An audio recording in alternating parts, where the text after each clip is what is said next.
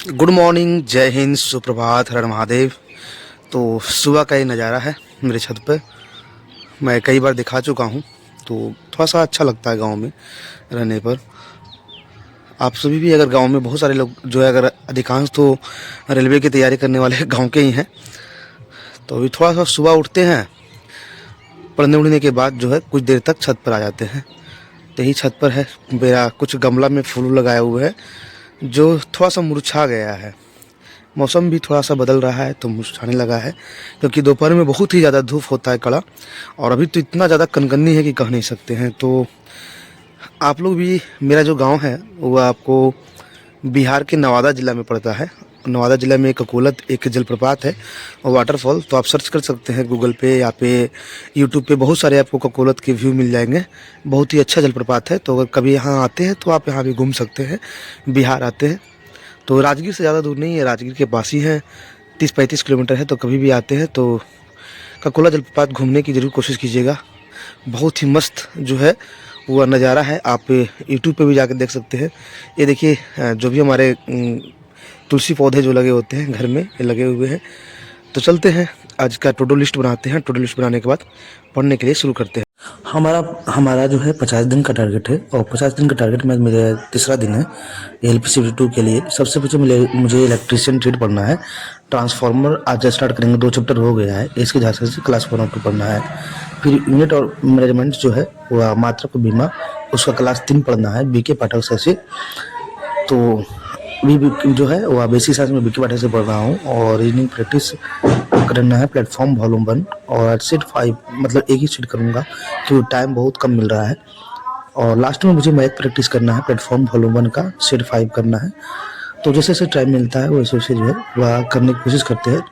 एक बार पूरा का पूरा जो है वह नहीं हो पाता है, क्योंकि समय के अनुसार आपको जो है अपना टाइम को मैनेज करना पड़ता है। तो अभी क्योंकि क्लास भी करना होता है, लगभग 3-3.5 घंटा क्लास है, फिर मैथ रीजनिंग है, फिर रिविज़न करना है। तो अभी जो है वह सबसे पहले मैं सुबह जो है वह रिवीजन का टाइम रखता हूँ, लगभग 1.5 से 2 घंटा मैं जो पढ़ा हुआ हूँ उसे। तो सुबह सुबह मैं कॉफ़ी बना के, आज कॉफ़ी बनाया था, कॉफ़ी बना के बैठ गया, और लगभग मैं जो है वह 5:30 बजे बैठा था, और 7:30 बजे तक 2 घंटा में जो है वह कॉफ़ी जो है वो पीते हुए वो कुछ देर कॉफ़ी पिया, और उस टाइम अपना जो है वह पहले ट्रेड पढ़ा, और फिर बेसिक साइंस का जो बुक है उसे दोनों को रिवीजन करते हुए, मतलब लगभग 1.5-2 घंटा मैं सुबह का रिवीजन करने टाइम देता हूँ। तो आप लोग भी सुबह कम से कम 1.5 से 2 घंटा रिवीजन पर डे करें, क्योंकि बिना सिर्फ पढ़े कोर्स पूरा करने से नहीं होता है। रिवीजन भी बहुत मस्ट है, बिना रिवीजन किए आप कुछ ज़्यादा आपको बेनिफिट नहीं मिल सकता है। तो रिवीजन, बार बार रिवीजन करें, हर क्वेश्चन को एक बार करके 2-2, 3-3 बार देखिए। जितना बार देखिएगा उतना ज़्यादा कन्फ्यूजन जो है वह दूर होता है।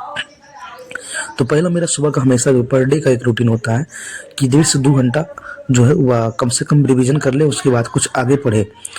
आप लोग भी रिवीजन करें तभी पढ़ें, और यही आदत अगर बना लीजिएगा तो फिर दिक्कत नहीं होगा। क्योंकि हमेशा जो गलत क्वेश्चन होता है एग्जाम में, वह जाने हुए क्वेश्चन ही गलत होते हैं, क्योंकि जो नहीं जानिएगा वो तो नहीं बनेगा, जो जानिएगा वही गलत कीजिएगा। तो पहले तो आप लोग यही काम कीजिए।